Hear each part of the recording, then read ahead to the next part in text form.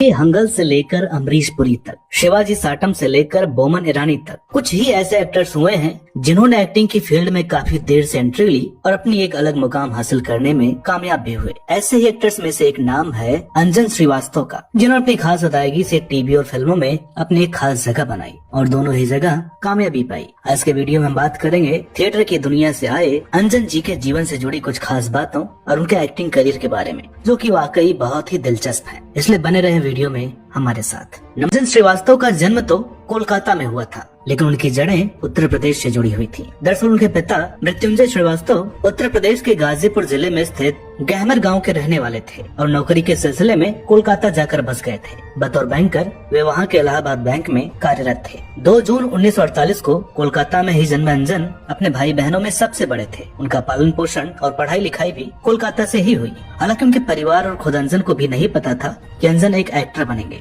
लेकिन एक दिन उनके साथ एक ऐसा संयोग हुआ जिसने उनके अंदर के एक्टिंग के जुनून को हवा देने का काम कर दिया। दरअसल अंजन जब 11वीं की पढ़ाई कर रहे थे, उसी दौरान कोलकाता में उन्हें एक फिल्म की शूटिंग देखने का मौका मिला, जिसका नाम था चिमनी का धुआं, जहाँ उन्होंने बलराज साहनी, मोतीलाल और हेलन जैसे एक्टर्स को देखा। संयोग यह हुआ कि शूटिंग में एक्टर धूमल को भी आना था, लेकिन वे कोलकाता नहीं पहुंच सके और शूटिंग का थोड़ा सा हिस्सा शूट होना भी बाकी था। खैर सीन तो शूट करना ही था। ऐसे में डायरेक्टर की निगाह भीड़ में खड़े अंजन पर पड़ी। उन्होंने अंजन को बुलाया और उन्हें कोट पहनकर सीन में बैठा दिया। हालांकि इस सीन में उनका चेहरा नहीं दिखना था, बस बलराज साहनी जी को उनसे बात करते हुए दिखना था और उन्हें सामने बैठना था। राज्यसभा टीवी को दिए गए इंटरव्यू में अंजन ने बताया कि वो सीन करने का उन्हें बहुत फायदा मिला। उन्हें बलराज साहब जैसे दिग्गज एक्टर के हाव भाव को समझने का मौका मिला और नेचुरल एक्टिंग क्या होती है वो भी समझने का मौका मिला, क्योंकि बलराज जी जैसा एक्शन बोलने के पहले होते थे वैसे ही एक्शन बोलने के बाद भी रहते थे। कोई भी बनावटीपन नहीं होता था उनकी एक्टिंग में। इधर अंजन के पिता चाहते थे कि अंजन साइंस से पढ़कर इंजीनियर या डॉक्टर बने। इस चक्कर में अंजन ने साइंस तो ले लिया,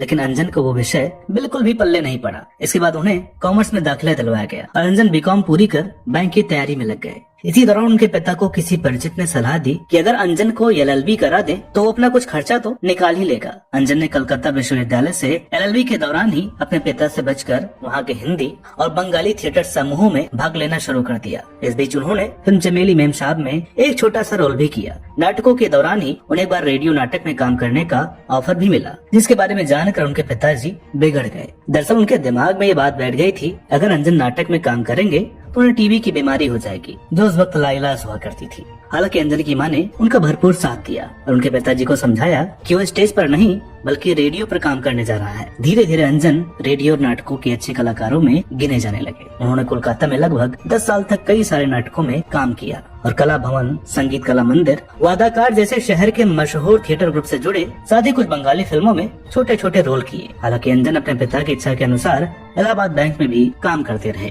और नाटकों में काम करना भी जारी रखा। अंजन को अपने थिएटर के दिनों में बंगाली नाटक के एक्टर ज्ञानेश मुखर्जी ने एक सलाह दी कि फिल्मों में हीरो बस नाचने गाने तक ही सीमित रहता है, जबकि कैरेक्टर आर्टिस्ट के कंधों पर एक्टिंग की पूरी जिम्मेदारी टिकी रहती है। अंजन ने तभी से सोच लिया था कि वे जब भी फिल्मों में काम करेंगे तो कैरेक्टर रोल्स के लिए ही प्रयास करेंगे। हालांकि फिल्मों में काम करने के लिए अंजन मुंबई जाना चाहते थे, लेकिन उनके पिता इसके सख्त खिलाफ थे। अंजन की एक छोटी बहन थी जो उस वक्त बहुत बीमार रहती थी। वो अंजन के मुंबई जाने के सपोर्ट में रहती थी। उन्होंने पिता से रिक्वेस्ट की कि अंजन को मुंबई जाने दें। वर्ष 1976 में अंजन की बहन की मृत्यु हो गई, जिसके बाद उनके पिता ने अंजन को बॉम्बे यानी मुंबई जाने की अनुमति दे दी, लेकिन साथ ही साथ यह भी कहा कि वो अपनी नौकरी मुंबई में ट्रांसफर करवा लें। इधर बैंक ने अंजन के सामने शर्तें रख दी, इसके लिए समय भी लग सकता है और फिर अगले 3 सालों तक उन्हें कोई भी प्रमोशन नहीं मिलेगा। अंजन को भला इन बातों से क्या फर्क पड़ने वाला था। वे सभी शर्तें मानकर मुंबई आ गए और इप्टा व पृथ्वी थिएटर से जुड़कर नाटकों में काम करने लगे। क्योंकि बैंक की नौकरी में ट्रांसफर होने में अभी 6 महीने का समय लगना था, ऐसे में उन्होंने अपने एक दोस्त से उधार लिया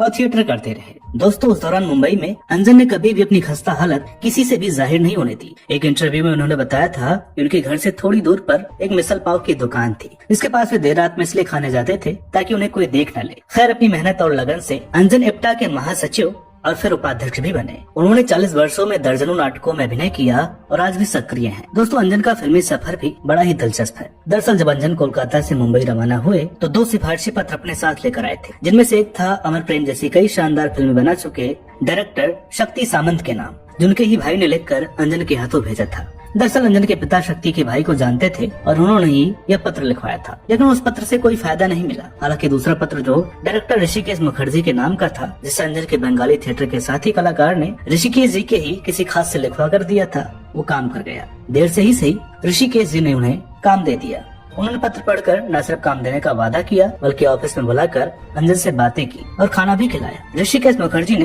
कुछ ही दिनों बाद अपनी आगामी फिल्म गोलमाल के क्लाइमैक्स में अंजन को केशव मुखर्जी के साथ पुलिस इंस्पेक्टर की एक छोटी सी भूमिका दी और आगे भी काम देने का वादा किया। 70 से 80 के दशक के बीच थिएटर के साथ साथ अंजन ने गोलमाल, सजाए मौत, गुलामी, कालिया, बेमिसाल, लोहा, मिस्टर इंडिया, शहंशाह, दयावान जैसी दर्जन भर से अधिक फिल्मों में काम करने के बाद टेलीविजन का रुख कर लिया। अंजन ने वर्ष 1984 में प्रसारित दूरदर्शन के धारावाहिक ये जो है जिंदगी से टेलीविजन पर एक्टिंग की शुरुआत की और तमस, नुक्कड़, कथा सागर, डिस्कवरी ऑफ इंडिया जैसे ढेरों धारावाहिकों में काम किया। जिसके बाद आया वह धारावाहिक जिसने न सिर्फ अंजन की दुनिया बदल दी, बल्कि उस धारावाहिक में निभाया उनका किरदार ही असल जिंदगी में भी उनकी पहचान बन गया और वह धारावाहिक था वागले की दुनिया। 80 के दशक के अंत में प्रसारित आर के लक्ष्मण के इस धारावाहिक में श्रीनिवास वागले के किरदार को अंजन ने कुछ इस तरह जीवंत कर दिया कि आज भी लोग उन्हें वागले के नाम से ही ज्यादा पहचानते हैं और उनके असल नाम से बहुत कम।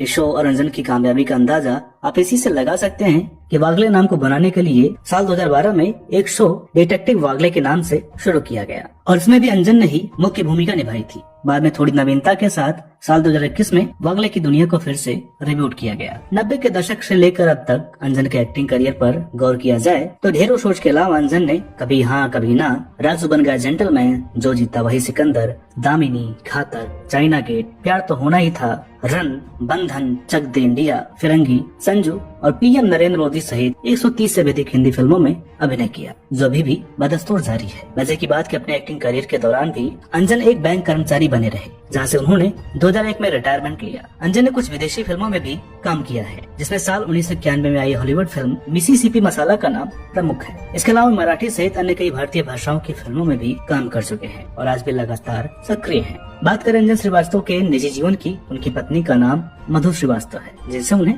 3 संतानें हैं, जिनमें से एक जुड़वा भी है, एक लड़का और एक लड़की। इसके अलावा एक और बेटी है जिनके नाम अभिषेक श्रीवास्तव, नूपुर श्रीवास्तव और रंजना श्रीवास्तव हैं। अंजन श्रीवास्तव के भाई भी हैं जो बतौर डॉक्टर कार्यरत हैं। तो दोस्तों उम्मीद करते हैं कि आज की यह वीडियो आपको पसंद आई होगी। वीडियो अगर अच्छी लगी हो तो प्लीज इसे लाइक करें, शेयर करें और चैनल पर नए हो तो प्लीज इसे सब्सक्राइब जरूर करें।